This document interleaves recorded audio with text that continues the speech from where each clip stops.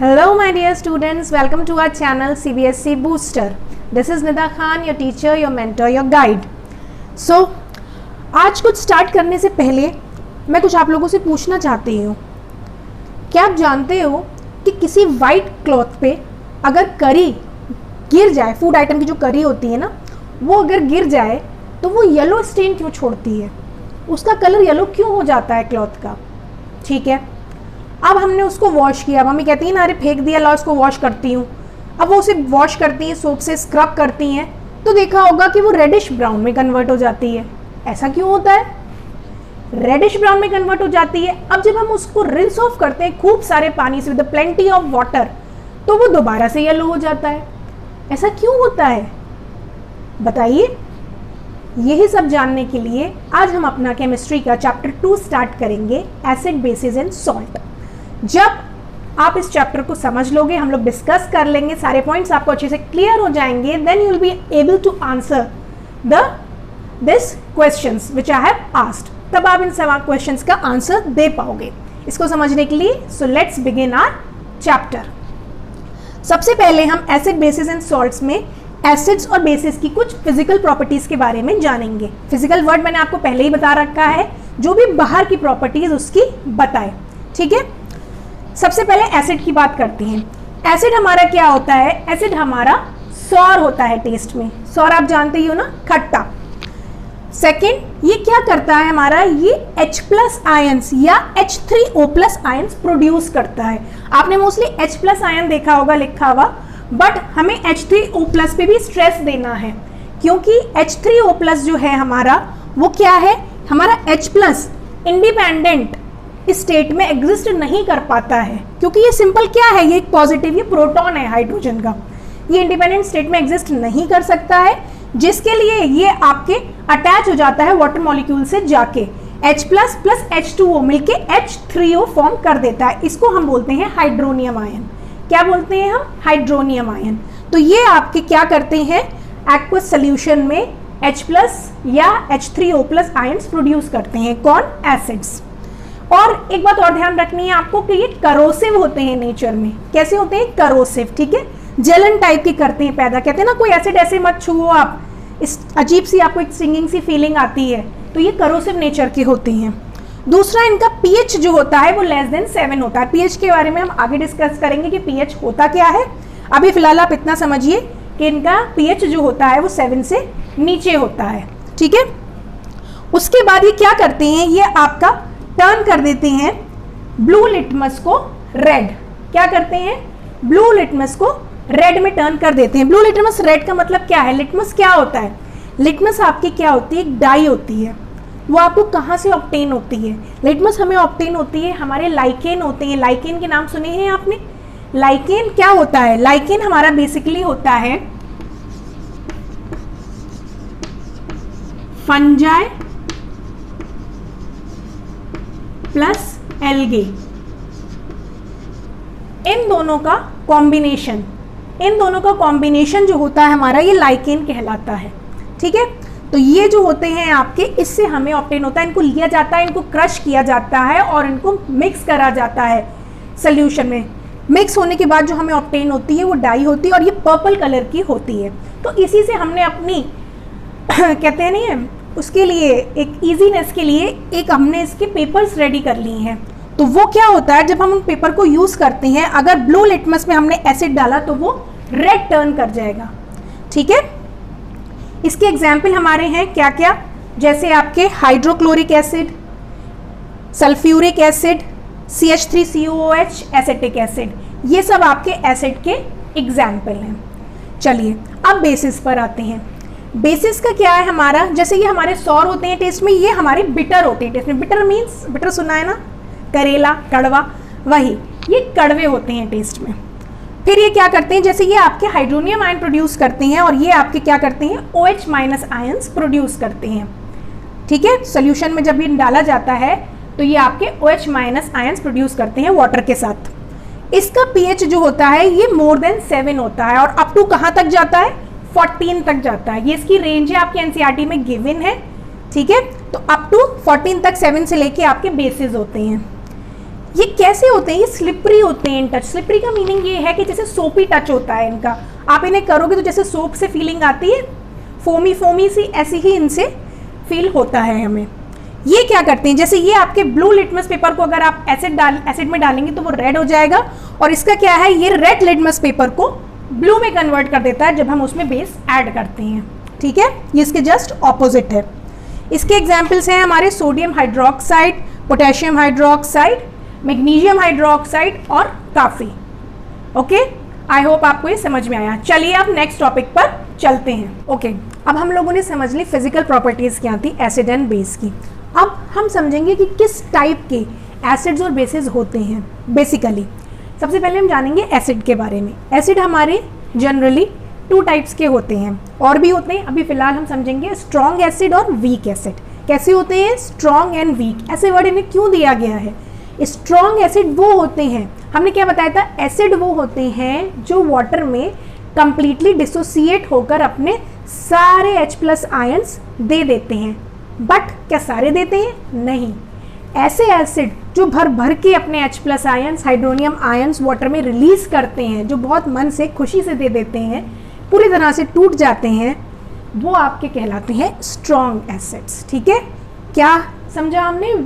Strong acids are those which completely dissociates into hydronium ions and H+ ions in water. ठीक है, जो पूरी तरह से आयोनाइज हो जाएं, जैसे आपके hydrochloric acid, sulphuric acid, HNO3, ये सब आपके क्या हैं, ये सब आपके स्ट्रॉन्ग एसिड हैं। और ऐसे एसिड जिनका मन नहीं होता है कि हम अपने सारे H+ आयंस या हाइड्रोनियम आयंस दें, मतलब वो पूरी तरह से डिसोसिएट नहीं होते हैं वाटर में, आपके पूरी तरह से नहीं टूटते हैं, वो आपके कहलाते हैं वीक एसिड। ठीक है, जैसे आपका CH3COOH एसिटिक एसिड। मतलब मान लो अगर हमने यहाँ पे ये स्ट्रॉन्ग एसिड HCl लिया, इसके हमने 100 लिया, ठीक है, अब हमने उसको मिक्स करा वाटर के साथ, तो ये मोस्टली अपने सारे ही ऑलमोस्ट, वैसे कोई भी ऐसा एसिड नहीं है जो पूरी तरह से डिसोसिएट हो जाए, बट हमें एनसीईआरटी के अकॉर्डिंग चलना है। अभी के लेवल में समझने के लिए इतना ही आपको समझना है कि ये पूरी तरह से फिर अपने सारे H निकाल के जो है वो वाटर को प्रोवाइड कर देगा। ठीक है, ये पूरी तरह से डिसोसिएट कर देगा अपने हाइड्रोजन आयन को। कौन, HCl, क्योंकि ये एक स्ट्रॉन्ग एसिड है। ठीक है, तो ऐसे होते हैं आपके strong acid and weak acid. अब हम समझते हैं अपने स्ट्रॉन्ग बेस और वीक बेस के बारे में। ये क्या होते हैं, ये आपको पता ही है। बेस क्या रिलीज करते हैं पानी में, OH- आयंस। ठीक है, अब ऐसे बेस आपके जो कंप्लीट वे में आयोनाइज हो जाएं वाटर में, मतलब जो पूरी तरह से अपने OH- आयंस रिलीज कर दें वाटर में, ऐसे आपके बेस स्ट्रॉन्ग बेस कहलाते हैं। वही बात है, बस वो H+ आयंस और हाइड्रोनियम आयन देगा, और वो क्या देगा, OH- आयन। यही आपको याद रखना है। जो पूरी तरह से टूट जाए एसिड, स्ट्रॉन्ग एसिड, और जो पूरी तरह से टूट जाए उसमें OH- दे, तो वो स्ट्रॉन्ग बेस। और जो ऐसा ना करे, जिसका इनकम्प्लीट डिसोसिएशन हो, चाहे वो एसिड हो चाहे वो बेस हो, तो वो आपका क्या कहलाएगा, वीक एसिड और वीक बेस। अगर इनकम्प्लीट H+ आयन या हाइड्रोनियम आयन रिलीज कर रहा है तो वीक एसिड, और आपके क्या कहते हैं, अगर इनकम्प्लीट डिसोसिएशन कर रहा है OH- आयंस का, तो आपका वीक बेस। वीक बेस का एग्जाम्पल है आपका NH3OH, अमोनियम हाइड्रोक्साइड। ठीक है, ये आपका एक वीक बेस है। और एक बात और ध्यान रखने की है कि जो आपके बेसिस कंप्लीटली डिसॉल्व हो जाते हैं, सारे बेसिस डिसॉल्व नहीं होते हैं वाटर में, ऐसे बेसिस जो कंप्लीटली डिसॉल्व हो जाए, मैं बेस की बात कर रही हूँ, ऐसे बेसिस जो कंप्लीटली डिसॉल्व हो जाए वाटर में, वो आपके क्या कहलाते हैं, वो आपके एल्कलीज कहलाते हैं। क्या कहलाते हैं, एल्कलीज। ठीक है, इसको आप याद रखें। ओके, चलिए अब आगे समझते हैं। तो बच्चों अब आगे बढ़ते हैं। अब अगला टॉपिक है chemical properties of acids. Base की भी पढ़ेंगे, एसिड की भी पढ़ेंगे, लेकिन पहले हम एसिड की समझेंगे, है ना। एक एक करके अच्छे से हमारा टॉपिक क्लियर होता है, इसलिए जल्दबाजी नहीं करना है। अब क्या मतलब है इसका, कि मतलब हमारे एसिड कुछ चीज़ों के साथ कैसे रिएक्ट करते हैं, रिएक्शन उनका कैसा होता है और वो क्या फॉर्म करते हैं, ये हम जानेंगे। ठीक है, सबसे पहले हम देखते हैं एसिड के साथ बेस का रिएक्शन। मतलब एक एसिड और एक बेस, ये रिएक्टेंट है, ये आपस में कंबाइन हुए तो ये क्या प्रोडक्ट्स फॉर्म करेंगे, ये फॉर्म करेंगे आपके सॉल्ट प्लस वाटर। ठीक है, इस रिएक्शन को हम न्यूट्रलाइजेशन रिएक्शन भी कहते हैं। क्यों कहते हैं, न्यूट्रल वर्ड जब अभी मैं आपको पीएच स्केल बताऊंगी तब क्लियर हो जाएगा। न्यूट्रल होता है मतलब बीच में, ना ही एसिडिक ना ही बेसिक। तो जब एक एसिड और एक बेस लिया है वो दोनों एक दूसरे की प्रॉपर्टीज को अपने कैंसिल आउट कर देंगे, कैंसिल आउट करके मतलब वो न्यूट्रलाइज कर देंगे, तो इसीलिए इसको बोलते हैं न्यूट्रलाइजेशन रिएक्शन। इसमें आपका सॉल्ट मिलता है और वाटर मिलता है। नेक्स्ट है हमारा एसिड मेटल। एसिड के साथ जब हम किसी मेटल को रिएक्ट कराते हैं तब क्या होता है, तब हमारा सॉल्ट हमें मिलता है और हमारी हाइड्रोजन गैस एक पॉप साउंड के साथ रिलीज होती है। पॉप साउंड का मतलब क्या है, एक पुक करके ऐसे आवाज आती है ना, तो ये पॉप साउंड के साथ रिलीज होती है जब कोई एसिड मेटल से मिलता है। हम इसे कैसे टेस्ट कर सकते हैं, हम इसे टेस्ट भी कर सकते हैं कि हमारी हाइड्रोजन गैस जो है वो साउंड के साथ रिलीज हुई है। जो हमें हाइड्रोजन गैस मिलेगी इस रिएक्शन में, उसको हम एक सोपी सोल्यूशन से पास करेंगे। जब हम उसे पास करेंगे तो वो हाइड्रोजन गैस के बबल्स उड़कर ऊपर को आएंगे उस सोल्यूशन के। जब वो ऊपर को आएंगे तो आप क्या करना, उसके पास एक बर्निंग मैचस्टिक से तो हाथ जल जाएगा थोड़ी देर बाद, तो उससे अच्छा कैंडल जला लेना मैचस्टिक से, फिर उस कैंडल को जलती हुई लेकर जाना उस बबल के पास, तो वो आपकी पुक करके ऐसे करके बर्न आउट होगा बबल, ठीक है। तो वो आपको बताएगा जब उसमें पॉप साउंड आएगा कि उसमें आपकी क्या थी, हाइड्रोजन गैस प्रेजेंट थी। ये टेस्ट है हाइड्रोजन गैस को टेस्ट करने के लिए कि वो है नहीं है प्रेजेंस उसकी। नेक्स्ट है आपका एसिड के साथ मेटल ऑक्साइड का रिएक्शन, ठीक है। मेटल के जो ऑक्साइड्स होते हैं उसको जब हम एसिड के साथ रिएक्ट कराएंगे तब क्या होगा, तब सॉल्ट प्लस वाटर बनेगा। अरे ये तो ऊपर वाले से सेम लग रहा है एकदम, है ना। एसिड और बेस में भी सॉल्ट वाटर मिल रहा था, एसिड और मेटल ऑक्साइड में भी सॉल्ट वाटर मिल रहा है, तो कुछ कॉमन नहीं लग रहा है ना। दोनों में प्रोडक्ट सेम है, इसका मतलब ये भी सेम ये भी सेम, इसका मतलब this is equal to this हो गया। मैथ्स में होता नहीं है, अगर ये इसके सेम है ये इसके सेम है तो इसका मतलब ये इसके भी सेम है ना। तो इसका मतलब आपके जो मेटल ऑक्साइड होते हैं वो कैसे होते हैं, वो बेसिक होते हैं नेचर में। कैसे होते हैं, बेसिक होते हैं नेचर में। ध्यान रखना है ये पॉइंट, ठीक है। 1 मार्क के क्वेश्चन बनते हैं ऐसे छोटे छोटे के मेटल ऑक्साइड्स कैसे होते हैं नेचर में, they are basic in nature. Okay, तो जब हम इनको करेंगे कंबाइन तब भी न्यूट्रलाइजेशन रिएक्शन टाइप होगा, सॉल्ट और वाटर बनेगा। नेक्स्ट है हमारा एसिड के साथ मेटल कार्बोनेट रिएक्ट होता है। जब एसिड के साथ आप मेटल कार्बोनेट को रिएक्ट करते हैं तब भी आपका सॉल्ट तो बनता ही है, वाटर भी निकलता है, साथ में आपके कार्बन डाइऑक्साइड गैस रिलीज होती है। क्या होती है, कार्बन डाइऑक्साइड गैस रिलीज होती है। यही आगे होता है जब हम मेटल बाइकार्बोनेट, ये कार्बोनेट था ये बाइकार्बोनेट है, तब भी सेम होता है, सॉल्ट वाटर और कार्बन डाइऑक्साइड रिलीज होती है। जैसे हमने हाइड्रोजन का टेस्ट किया था ऐसे ही हम कार्बन डाइऑक्साइड का भी टेस्ट कर सकते हैं। इसको हम CaOH2 जो आपका लाइम वाटर है, ध्यान है कैल्शियम हाइड्रोक्साइड पढ़ा था लास्ट चैप्टर में, उसमें जब हम CO2 को पास करते हैं तब क्या होता है, एक पर्टिकुलर अमाउंट तक, इस बात पे ध्यान देना है, CO2 को एक पर्टिकुलर अमाउंट तक पास करते हैं तो हमारा वो lime water turns milky. That lime water turns milky, milky मतलब उसका अपीयरेंस मिल्की मिल्की सा हो जाता है, मिल्क जैसा। अगर वो हो गया that means CO2 is present. तभी एक एक्सपेरिमेंट पहले क्लासेस में दे रखा था आपका कि आप लाइम वाटर लो और उस पर फूंक मारो, फूंक मारोगे आप, फूंक मारते मारते वो आपका कैसा हो जाएगा, आपका मिल्की हो जाएगा। क्यों, क्योंकि हमारी जो रिलीज हो रही है एयर मुंह से उसमें हमारी कार्बन डाइऑक्साइड प्रेजेंट है, इसीलिए वो टर्न मिल्की हो जाता है। तो ये आपकी कार्बन डाइऑक्साइड की प्रेजेंस को बताता है, बट एक इसकी लिमिट है। मैंने बोला था एक पर्टिकुलर अमाउंट तक। अगर आप बहुत ज़्यादा कार्बन डाइऑक्साइड रिलीज करोगे तो वो दोबारा से कलर लेस हो जाएगा, ठीक है, क्योंकि जो आपका फॉर्म हुआ है उसमें कार्बोनेट वो बाइकार्बोनेट में बदल जाएगा, ठीक है, और वो अगेन कैसा हो जाएगा, कलर लेस हो जाएगा। इसलिए एक लिमिट तक आपको पास करनी है। तो ये आपके जो रिएक्शन है ये आपकी केमिकल प्रॉपर्टीज को बताते हैं। चलिए अब नेक्स्ट टॉपिक पर चलते हैं। अब नेक्स्ट है हमारी केमिकल प्रॉपर्टीज ऑफ बेसिस, ठीक है। एसिड्स की हमने समझ ली, अब बेसिस की समझते हैं। अब जैसे हमने पहले करा था एसिड प्लस बेस, अब हम करेंगे बेस प्लस एसिड, बात एक ही है, ठीक है। बेस की बात हो रही है इसलिए मैंने बेस को पहले लिखा है। तो बेस को जब हम एसिड के साथ रिएक्ट कराते हैं तब भी वही होगा, सेम है, सॉल्ट प्लस वाटर। और ये कैसा रिएक्शन है, न्यूट्रलाइजेशन रिएक्शन। इसका एग्जाम्पल देख सकते हैं, बेस NaOH, ठीक है, इसमें हमने HCl हाइड्रोक्लोरिक एक स्ट्रॉन्ग एसिड के साथ उसको रिएक्ट कराया तो हमारा क्या फॉर्म हुआ, NaCl, ठीक है, डिस्प्लेस कर दिया, इसने अपने पास बुला लिया इसको, और H2 के साथ आपका ऑक्सीजन चला गया था और H2O फॉर्म हो गया वाटर आपका, ठीक है। तो ये आपका होता है एसिड और बेस का रिएक्शन।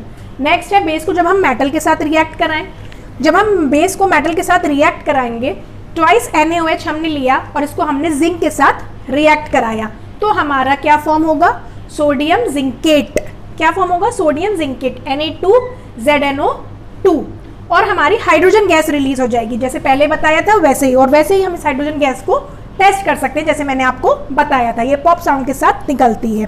उसके बाद है हमारा नेक्स्ट, बेस को जब हम नॉन मेटालिक ऑक्साइड के साथ रिएक्ट कराएंगे, नॉन मेटालिक ऑक्साइड के साथ जब हम रिएक्ट कराएंगे तब क्या होगा, तब हमारा सॉल्ट प्लस वाटर फॉर्म होगा। फिर वही हुआ सेम जैसे पीछे हुआ था, बेस को, एसिड को जब हमने मेटालिक ऑक्साइड के साथ रिएक्ट कराया था तब भी सॉल्ट और वाटर मिला था, और बेस को यहाँ नॉन मेटालिक के साथ हमने करा है तो भी सॉल्ट वाटर मिला है। तो हमारे कैसा रिएक्शन है, न्यूट्रलाइजेशन रिएक्शन है। तो यहाँ पर हमें फिर क्या पता चला कि यहाँ हमारा जो नॉन मेटालिक ऑक्साइड है वो किसकी तरह एक्ट कर रहा है, वो एसिड की तरह एक्ट कर रहा है। ठीक है, वहाँ मेटालिक ऑक्साइड बेस की तरह एक्ट कर रहा था और यहाँ नॉन मेटालिक ऑक्साइड एसिड की तरह एक्ट कर रहा है। तो ये भी हमें याद रखना है कि नॉन मेटालिक ऑक्साइड कैसे होते हैं, एसिडिक होते हैं नेचर में। ठीक है, इसका एग्जाम्पल ले सकते हैं हम, कैल्शियम हाइड्रोक्साइड के साथ हम CO2 को पास करेंगे जो मैंने अभी आपको भी बताया था, तो कैल्शियम कार्बोनेट फॉर्म होगा आपका। ठीक है, और आपकी वाटर रिलीज हो जाएगी। ओके, ये रहा आपका रिएक्शन। अब रही बात कि यहाँ कार्बोनेट और बाइकार्बोनेट के साथ रिएक्ट क्यों नहीं कराया है, इसलिए नहीं कराया क्योंकि बेसिस बिल्कुल भी कार्बोनेट्स और बाइकार्बोनेट्स के साथ रिएक्ट नहीं करते हैं, इसलिए। ओके, तो आपको यही 3 इसमें याद रखने हैं। चलो अब नेक्स्ट टॉपिक पर चलते हैं। स्टूडेंट्स, हमने ये तो जान लिया कि हमारे एसिड्स क्या होते हैं, बेसिस क्या होते हैं, ठीक है, उनकी फिजिकल, उनकी केमिकल प्रॉपर्टीज़, ये सब हमें पता चल गई।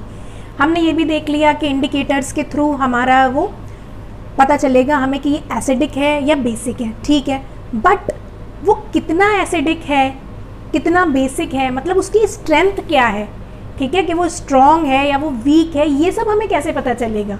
इसको पता करने के लिए हमें एक स्केल प्रोवाइड किया गया है जिसका नाम है pH स्केल। तो अब हम इसके बारे में जानेंगे। pH स्केल क्या है, pH की फुल फॉर्म क्या है, pH की फुल फॉर्म होती है potential of hydrogen ions. Hydrogen ions ही हमारे डिसोसिएट होते हैं, रिलीज होते हैं, उसी से हमें पता चलता है जो फुल्ली डिसोसिएट होता है वो हमारा स्ट्रॉन्ग एसिड होता है, और जो आपका इनकम्प्लीट वे में होता है वो हमारा कैसा होता है, वीक एसिड होता है। इसीलिए इसका नेम इससे लिया गया है। अब ये क्या है, ये स्केल है नंबर्स का जिसकी रेंज क्या है, 0 से 14 के बीच में है, 0 to 14 के बीच में। ये मेजर करता है स्ट्रेंथ एसिड की या बेस की, कि वो कितनी स्ट्रेंथ का है, वो स्ट्रॉन्ग है, वो वीक है। ठीक है, अब ये देखो, ये 0 से स्टार्ट होता है, 14 तक जाता है, सेंटर में इसका पॉइंट आता है 7। अगर आपका 0 से 7 के बीच में है pH, तो आपका वो क्या होगा, मीडियम, वो आपका मीडियम एसिडिक होगा। ठीक है, अब बिल्कुल 7 पे है एग्जैक्ट अगर, तो वो आपका कैसा होता है, न्यूट्रल मीडियम होता है, मतलब वो ना ही एसिडिक होता है और ना ही बेसिक होता है, वो क्या होता है, न्यूट्रल। और वही आपका 7 से जब ज्यादा हो जाता है और अप टू कहाँ तक जाता है, 14 तक, तो वो आपका हो जाता है बेसिक मीडियम।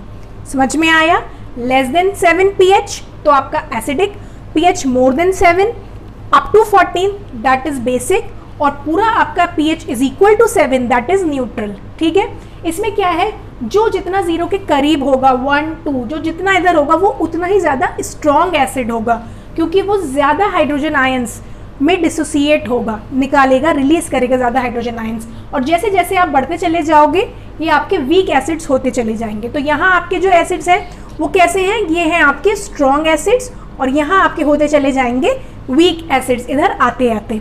ठीक है, फिर न्यूट्रल के बाद यहाँ से आपका शुरू हो जाएगा वीक बेस, और इधर जाते जाते जैसे आप बढ़ते चले जाएंगे आपका एसिड स्ट्रॉन्ग होता जाएगा। ठीक है, जैसे स्ट्रॉन्ग एसिड आपका सोडियम हाइड्रोक्साइड, वो इसी रेंज में आपको मिलेगा, उसका pH इसी रेंज में होता है। ठीक है, और यहाँ थोड़े मीडियम स्लाइटली वाले होते हैं, जैसे आपके मिल्क ऑफ मैग्नीशिया। न्यूट्रल में आपका प्योर वाटर आ गया, ब्लड आ गया, इनका pH 7 के इक्वल होता है ऑलमोस्ट। एसिडिक में आपके स्ट्रॉन्ग एसिड आपके बहुत होते हैं, H2SO4 है, HCl है, ये सब। वीक में आपके आ जाएंगे CH3COOH जो आपका एसिटिक एसिड होता है। समझ में आया, ये हो गया आपका pH का स्केल।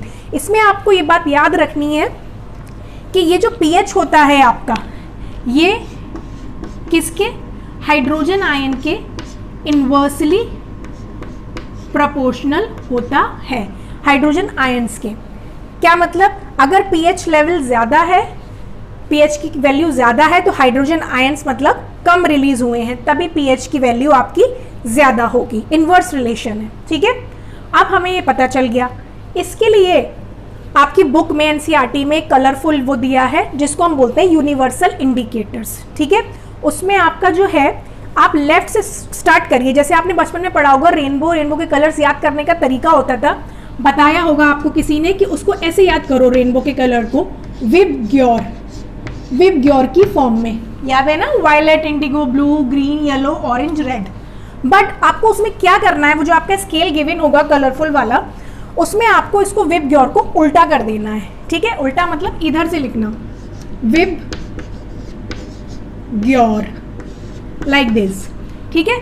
मतलब जो इधर है आपकी राइट साइड में वो बेसिक वाला है, वो वायलेट कलर का, फिर इंडिगो, इंडिगो तो बहुत कम ही होता है, then blue, then bluish green, फिर येलो, ये आपका इधर आता चला जाएगा एसिडिक की तरफ, ऑरेंज, फिर रेड, ठीक है, आते आते। तो आप उसको इस वे में लर्न कर सकते हैं। वैसे कलर्स का इतना वो नहीं है, बट मैंने फिर भी आपको आइडिया के लिए बता दिया ताकि कुछ छूटे ना। चलिए अब नेक्स्ट टॉपिक, इसको आप ज़रूर से ध्यान रखिएगा, ये इंपॉर्टेंट है। पीएच की और हाइड्रोजन आयन की कैसी रिलेशन है, इन्वर्स रिलेशन है, ये पूछा जा सकता है। अब हमारी पीएच की इंपॉर्टेंस क्या है हमारी डेली लाइफ में, है ना, इसकी काफ़ी इंपॉर्टेंस हम देखते हैं क्या इंपॉर्टेंस है पीएच की हमारी डाइजेस्टिव सिस्टम में। हमारा डाइजेस्टिव सिस्टम डाइजेस्ट जब हम करते हैं हमारे पेट में हाइड्रोक्लोरिक एसिड होता है, ठीक है, गैस्ट्रिक जूस की फॉर्म में वो रिलीज होता है हमारे खाने को हजम करने के लिए, ठीक है। बट ज्यादती से अगर कोई चीज़ निकलने लगती है तो हम कहते नहीं, जैसे हमारी एसिडिटी बन रही है तो वो एसिडिटी क्यों फॉर्म होने लगती है, इसीलिए कभी हम ओवर ईटिंग कर लेते हैं या वो, तो वो ज़्यादा उसकी मात्रा में निकलने लगता है, तो हमें बर्निंग सेंसेशन फील होती है। मैंने पहले ही बताया था वो करोसिव नेचर के होते हैं एसिड, इसलिए तो उसको बीट आउट करने के लिए हम कोई बेसिक चीज़ लेते हैं, ठीक है, जैसे कि एंटासिड आते हैं हम लोग पी लेते हैं, डाइजीन, जेलोसिल वगैरह, क्या उसमें क्या होते हैं, बेसिस होती हैं, तो वो उस एसिड के असर को न्यूट्रलाइज करने के लिए बेस का यूज़ किया जाता है, तो वो उसका असर कैसा होता है, न्यूट्रलाइज हो जाता है और उसकी एसिड इफेक्ट खत्म हो जाता है। इसीलिए एक हमारे डाइजेस्टिव सिस्टम का भी पर्टिकुलर पीएच होता है जिसपे वो वर्क करता है, अगर वो बिगड़ेगा तो हमें प्रॉब्लम क्रिएट होंगी। Next, tooth decay when mouth pH is less than 5.5। क्या है ये, हमारा जो टूथ होता है, टूथ डिके हो जाती हैं, आपने देखा होगा, खराब हो जाते हैं, सड़ जाते हैं कुछ लोगों के दांत। क्यों ऐसा होता है, अब हम अच्छे हाइजीन नहीं करेंगे तभी तो कहता है you should brush twice a day, इसीलिए कहा जाता है, ठीक है। तो क्या करना है आपको, मान लो आपने कुछ खाया, कोई शुगरी आइटम खाया और पहले से भी आपके जो है वो मुंह में मौजूद है, एसिड रिलीज होते हैं, तो वो शुगर भी करेगी, आपका माउथ भी करेगा, वो रिलीज होकर उससे क्या होता है ना, वो सब एसिड से वहाँ पे गलने सा लगता है और हमारी जो इनेमल होती है, आउटर लेयर, ठीक है, आपकी जो ये आउटर लेयर होती है इस पर वो इफेक्ट करता है। जब वो इफेक्ट करता है वो खराब होने लगती है, वहाँ का पीएच वो बिगड़ जाता है। बिगड़ने की वजह से जो कौन करता है, ये बैक्टीरियाज जो प्रेजेंट होते हैं, जैसे कोई खाना स्टक रह गया उसकी वजह से जो रिएक्शन होते हैं तो वो बैक्टीरिया ऐसा कर देते हैं, उससे हमारा क्या होता है, पीएच का लेवल बिगड़ जाता है। अगर पीएच का लेवल आपका 5.5 से ऐसी होते होते लेस हो गया तो क्या होगा, आपका टूथ डिके स्टार्ट हो जाएगा, क्योंकि बहुत ज़्यादा मात्रा में एसिड निकल रहा है और वो उसको लेयर को, इनेमल को डिस्ट्रॉय कर रहा है, ठीक है। आगे हमारा बॉडी का पीएच जो भी होता है उसकी भी एक पर्टिकुलर रेंज होती है, ठीक है, एनिमल्स की, ह्यूमन बॉडी की एक पर्टिकुलर रेंज होती है जिसमें हमारी बॉडी अच्छे से वर्क करती है, तो वो रेंज है 7 to 7.8, ओके। उसके बाद एनिमल्स और प्लांट्स जो होते हैं ये अपने आप को प्रोटेक्ट करने के लिए भी, है ना, अब इन कैसे प्रोटेक्ट कर रही है, हम इनसे अपने आप को कैसे प्रोटेक्ट करते हैं, और कुछ इसी तरह से ये भी हमसे या किसी चीज़ से अपने आप को प्रोटेक्ट करने के लिए क्या करते हैं, ये कुछ अजीब से irritating acids and bases release करते हैं, ठीक है। जैसे आपकी नेटल लीव्स होती हैं, वो प्लांट है, वो भी आपकी क्या करती है, आपका हाथ उस पर लग जाए तो वो आपके भुगता है तो आपके बहुत तकलीफ होती है ना, बर्निंग सेंसेशन भी फील होता है, क्यों, क्योंकि वो आपकी मेथेनॉइक एसिड रिलीज करती है। ऐसे ही एनिमल्स में होता है, जैसे आपकी आंट अगर काट ले तो भी आपका फॉर्मिक एसिड और ये रिलीज करती है, चींटी जब काटती है वो सूज जाता है, बर्निंग होती है, इसीलिए होती है, ठीक है। तो वो उसके असर को दूर करने के लिए जो उसने काटा है तो हम क्या करते हैं, बेकिंग सोडा को पानी में मिक्स करके लगा लेते हैं, और बहुत से ऐसे बने हुए लोशंस आते हैं जिनमें ये चीज़ें मिक्स होती हैं, तो उससे वो हमारी रेडनेस, इरिटेशन, स्वेलिंग ठीक हो जाती है। तो ये सारे यूज़ जो हैं हमारे पीएच के डेली लाइफ में हैं। एसिड रेन का भी यही होता है, अगर एक एसिड रेन का एक रेन जो हमारी होती है उसका एक पर्टिकुलर पीएच होता है उसके पानी का, अगर वो आपका 5.6 से कम हो गया तब वो रेन एसिड रेन में कन्वर्ट हो जाती है, ठीक है, जो कि बहुत नुकसान पहुंचाती है काफ़ी चीज़ों को। ऐसे ही हमारी सॉइल का होता है, सॉइल का भी एक हमारा क्या होता है पर्टिकुलर पीएच। सॉइल तो आप जानते हो ना, जिसमें हमारे प्लांट्स वगैरह उगाए जाते हैं, उसका एक सॉइल जो होता है वो कितना इंपॉर्टेंट होता है, बट उसका एक पर्टिकुलर पीएच नहीं बताया जा सकता, फिर भी ऑलमोस्ट 7 के आसपास होता है। बट वो हर जगह डिफरेंट सॉइल होता है, कोई ब्लैक सॉइल है, कहीं एलुवियल है, रीजन्स डिफरेंट है, वहाँ की कंडीशंस डिफरेंट हैं क्लाइमेटिक, तो वो वेरी करता रहता है। ठीक है, तो ये सारी इंपॉर्टेंस है। अगर वो सॉइल आपका उतना नहीं होगा उस पीएच रेंज में, तो या तो आपका वो ठीक से ग्रो नहीं करेगा प्लांट, या बिल्कुल ही ग्रो नहीं करेगा। ठीक है, आई होप आपको ये समझ में आया है। उसके अलावा आपकी 2.3 एक्टिविटी एनसीईआरटी में दे रखी है, उसमें आपके एसिड्स के नेम है, उनकी सोर्सेज हैं, वो आप एक बार देखकर अच्छे से उसे लर्न कर लें। ठीक है, चलिए अभी आपका पीएच कंप्लीट हुआ, अब हमारा लास्ट टॉपिक बचा है सॉल्ट्स का। अब हम उसकी तरफ चलते हैं और क्विकली अपने चैप्टर को वाइंड अप करते हैं। सो स्टूडेंट्स, अब हम आ गए अपने चैप्टर के last topic, that is salts. थक तो नहीं गए तुम लोग? थकना नहीं है, थकना मना है। ठीक है, और बोर होना भी मना है, क्योंकि एक क्लास और पूरा चैप्टर खल्लास, इससे अच्छा क्या होगा। और सारी टॉपिक्स इतने कम टाइम में एकदम डिटेल्ड वे में कवर करे जा रहे हैं, इतना तो देखना पड़ेगा एटलीस्ट। ठीक है, चलो बस अब थोड़ा सा रह गया 20%, इसको भी अब हम कवर अप करते हैं। सो अब हमारा लास्ट टॉपिक है सॉल्ट्स। सॉल्ट्स क्या होते हैं हमारे? सॉल्ट हम लोग जानते हैं, बेसिकली हम क्या समझते हैं सॉल्ट को, वही जो घर में होता है टेबल सॉल्ट, जिसको डालते हैं जिससे टेस्ट आ जाता है ना, वो होता है सॉल्ट। बट खाली वो नहीं होता है, बहुत तरह के सॉल्ट होते हैं। फिलहाल सॉल्ट मिलते कैसे हैं हमें, हमने शुरू में ही पढ़ा, न्यूट्रलाइजेशन रिएक्शन के थ्रू। एसिड और बेस जब हमारा रिएक्ट करता है तो हमारे सॉल्ट फॉर्म होते हैं। अब ये कैसे कैसे होते हैं, कई टाइप के होते हैं। मान लो जो हमारा स्ट्रॉन्ग एसिड स्ट्रॉन्ग बेस के साथ रिएक्ट करेगा, दोनों चीज़ें जो मिल रही हैं वो कैसी हैं, स्ट्रॉन्ग हैं, तो हमारा कैसा न्यूट्रल सॉल्ट और वाटर फॉर्म होगा, क्योंकि एक एसिड है एक बेस है, दोनों ने एक दूसरे के असर को कैंसिल आउट किया और वो न्यूट्रल हो गया। ठीक है, दोनों स्ट्रॉन्ग थे इसलिए न्यूट्रल सॉल्ट फॉर्म हुआ। नेक्स्ट है हमारा स्ट्रॉन्ग एसिड और वीक बेस। स्ट्रॉन्ग एसिड और वीक बेस, अब यहाँ पे ज़्यादा वैल्यू किसकी है, स्ट्रॉन्ग वाले की ज़्यादा वैल्यू होती है ना, और स्ट्रॉन्ग किसके साथ है, एसिड के साथ, इसलिए जो सॉल्ट फॉर्म होगा वो कैसा होगा, एसिडिक होगा। ओके, और वही वाटर हमारा फॉर्म होगा। नेक्स्ट है हमारा वीक एसिड और स्ट्रॉन्ग बेस। अब ज़्यादा किसका पल्ला भारी है, अब हमारे बेस का पल्ला भारी है, तो क्या होगा, हमारा सॉल्ट जो फॉर्म होगा वो कैसा होगा, बेसिक होगा। ठीक है, और वैसे वाटर रिलीज हो जाएगा। ठीक है, अब हम एक एक करके सॉल्ट्स के बारे में पढ़ेंगे जो हमारी बुक में गिवन है। उसमें हमारा सबसे पहला सॉल्ट है सोडियम हाइड्रोक्साइड। इसका केमिकल फॉर्मूला होता है NaOH। ठीक है, अब इसकी हम प्रिपरेशन देखते हैं। ये कैसे प्रिपेयर होता है, जब इलेक्ट्रिसिटी को हमारी एक्वस सोल्यूशन से पास किया जाता है, किसके, NaCl, ठीक है, और H2O, इनका जो एक्वस सोल्यूशन होता है कंबाइन, ये क्या कहलाता है, ब्राइन कहलाता है। NaCl का वाटर का जो एक्वस सोल्यूशन होता है इसे हम क्या कहते हैं, ब्राइन। ठीक है, ये बात ध्यान रखनी है, इंपॉर्टेंट है। तो जब इसे इलेक्ट्रिसिटी हम पास करते हैं तो हमारा ये जो है ब्रेक डाउन हो जाता है NaOH में, और क्लोरीन गैस रिलीज हो जाती है और हाइड्रोजन गैस भी रिलीज हो जाती है। इस प्रोसेस को हमारा बहुत इंपॉर्टेंट नेम दिया जाता है, इसको हम बोलते हैं क्लोर एल्कली प्रोसेस। क्या बोलते हैं, क्लोर एल्कली प्रोसेस। ध्यान रखना है, ये बहुत इंपॉर्टेंट है। ठीक है, क्लोर से क्लोरीन यहाँ पर बता रहा है, एल्कली जो आपकी एल्कलीन फॉर्म हुई और हाइड्रोजन गैस आपकी रिलीज हुई। ठीक है, ये एल्कलीन आपका NaOH जो फॉर्म हुआ है। अब ये जो आपकी क्लोरीन है, इसका डायग्राम आपकी एनसीईआरटी में गिवन है, आप ठीक से देखना, यहाँ समझ लो, फिर वो देखकर आपको समझ में आ जाएगा। ये Cl2 जो है उसमें ये आपकी आएगी एनोड पे। कहाँ फॉर्म होगी, एनोड पे।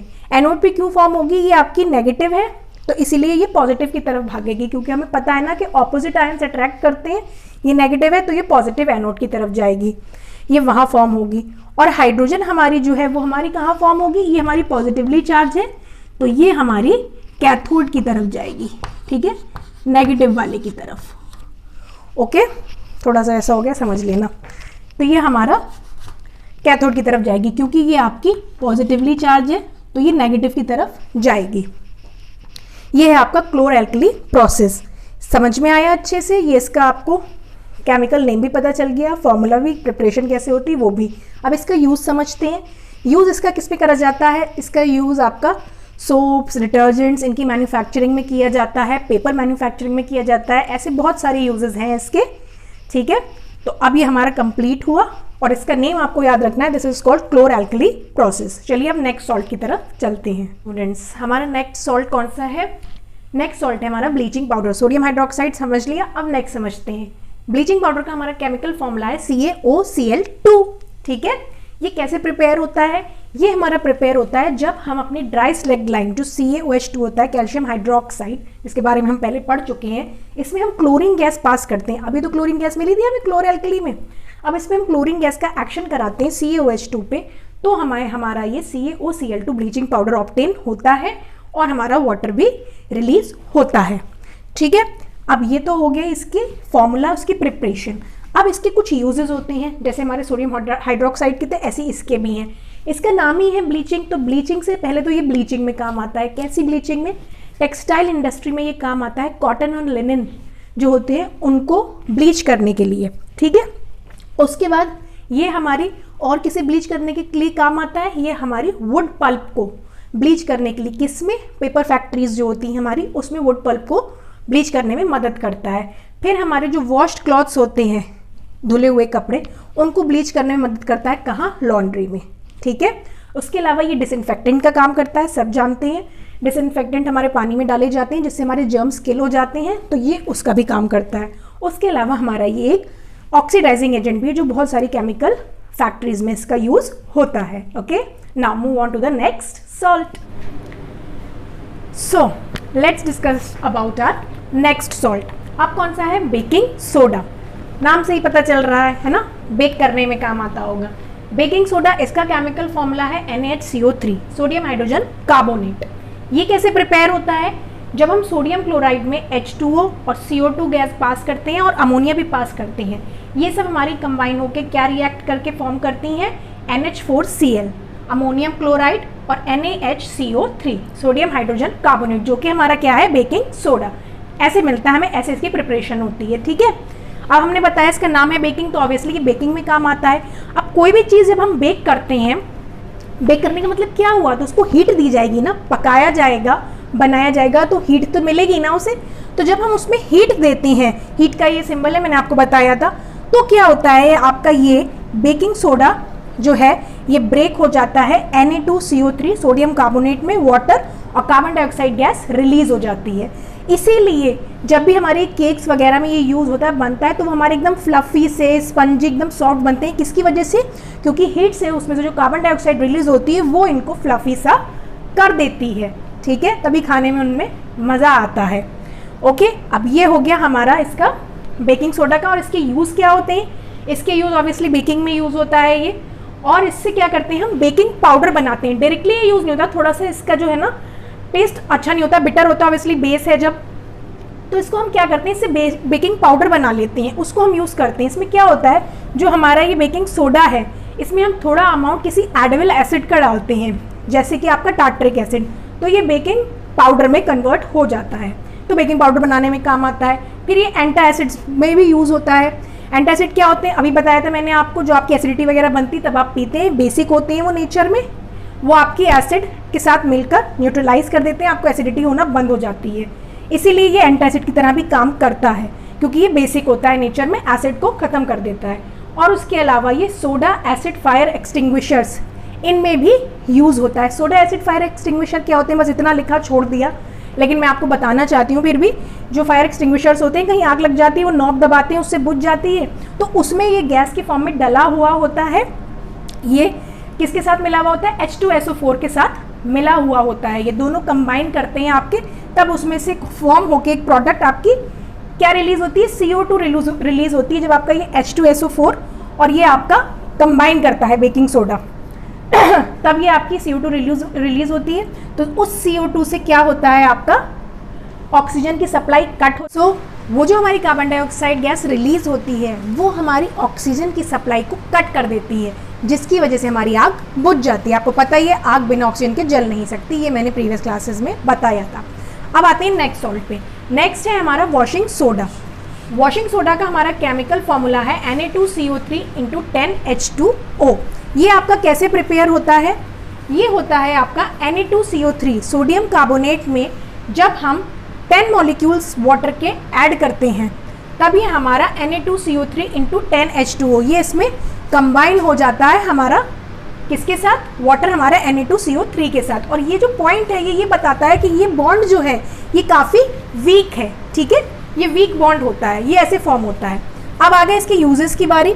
यूज़ होता है ये आपका ग्लास, सोप, पेपर, इन सारी इंडस्ट्रीज़ में ये यूज़ होता है। इसके अलावा ये आपका सोडियम कंपाउंड्स फॉर्म करता है जैसे कि आपका बोरेक्स, ठीक है। नेक्स्ट ये आपके सोडियम कंपाउंड्स फॉर्म करते हैं, फिर ये आपका क्या करता है? वाटर की जो परमानेंट हार्डनेस होती है उसको रिमूव करता है। हार्डनेस तो आप जानते ही ना, हार्ड वाटर जिसमें सही से लेदरिंग वगैरह नहीं होती, उसको ये रिमूव करने में हेल्प करता है। उसके बाद ये आपका क्लीनिंग एजेंट की तरह भी काम करता है। ऑब्वियसली जब वॉशिंग सोडा है तो क्लीनिंग एजेंट तो होगा ही हमारे डोमेस्टिक पर्पजेस के लिए।